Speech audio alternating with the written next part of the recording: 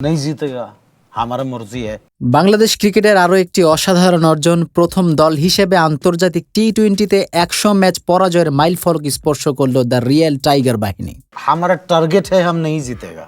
যদিও একসময় কীর্তি West Indies করে ফেলবে বলে আমার মনে হচ্ছিল, কিন্তু বাংলাদেশ তা হতে দেয়নি। যুক্তরাষ্ট্রের কাছে টানা 2টি পরাজয়ের পর এই গৌরবে তারা রাঙিয়েছে নিজেদেরই। এখন তো তারা জয় জয়কার ধ্বনি শুনছে। আমার মনে হয় এখন মিস্টার পাপন কাকা শিগগিরই ভিসা পাঠিয়ে দেবে আর বলবে তোরা দেশে ফিরে আয়, বহির্বিশ্বে আর লজ্জা দিস না আমাদের। যুক্তরাষ্ট্রের কাছে দ্বিতীয় টি-20 ম্যাচে 6 রানে হেরে গেল বাংলাদেশ।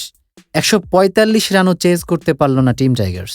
প্রথম খেলা হারার পর বাংলাদেশের এই খেলাটা মোটেও হারানোর সাধ্য ছিল না, কারণ প্রথম ম্যাচেই 5 উইকেটে হেরে গিয়েছিল বনের রাজারা। আজকের ম্যাচে নিজের মুখ রক্ষা করাটাই তাদের কাছে চ্যালেঞ্জ হয়ে পড়েছিল। এরাই হচ্ছে the real royal Bengal tiger. তো ফাও শান্তদের টাইগার উপাধি শুনতে শুনতে এখন বনের বানররাও নিজেদেরকে টাইগার ভাবতেই শুরু করে দিয়েছে। মাত্র 145 রান তাড়া করতে নেমেও 138 রানই অল আউট হয়ে গেল আমাদের বনের রাজারা। টি-20 বিশ্বকাপের আগে এ হার নিশ্চিতভাবে চিন্তার বিষয়, কিন্তু টিম ম্যানেজমেন্টের এই বিষয়গুলো যেন চোখেই পড়ে না। ইনিংসের প্রথমে ব্যাট করতে নেমে 6 উইকেট হারিয়ে 144 রান বোর্ডে তুলেছিল যুক্তরাষ্ট্র দল। তাদের হয় স্টিভেন টেলর ও মোনানক পটেল মিলে ওপেনিংয়ে বেশ ভালোই শুরু করেছিলেন। 41 রান বোর্ডে তুলে আউট হন যুক্তরাষ্ট্রের অধিনায়ক মোনানক। 4টি বাউন্ডারি ও 1টি ওভার বাউন্ডারি হাঁকান তিনি। 3টি বাউন্ডারি ও 2টো ছক্কা হাঁকান টেলর। অ্যারন জোন্স 35 রান করেন। কোরি অ্যান্ডারসন 11 রানের বেশি এদিন করতে পারেননি। বাংলাদেশের বোলারদের মধ্যে শরীফুল ইসলাম 4 ওভারে 29 রান করে 2 উইকেট তুলে নেন। রিশাদ হোসেন 4 ওভারে 21 রান খরচ করে 2টি উইকেট তুলে নেন। মুস্তাফিজুর রহমান 31 রান দিয়ে 2 উইকেট তুলে নেন।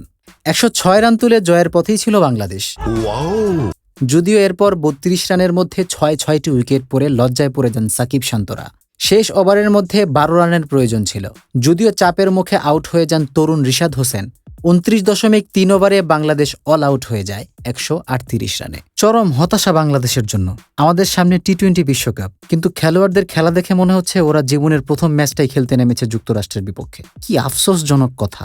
এভাবে কি খেলা দেখা যায়? কি আর বলবো ভাই, দেশটা আমাদের, ক্রিকেটটাও আমাদের।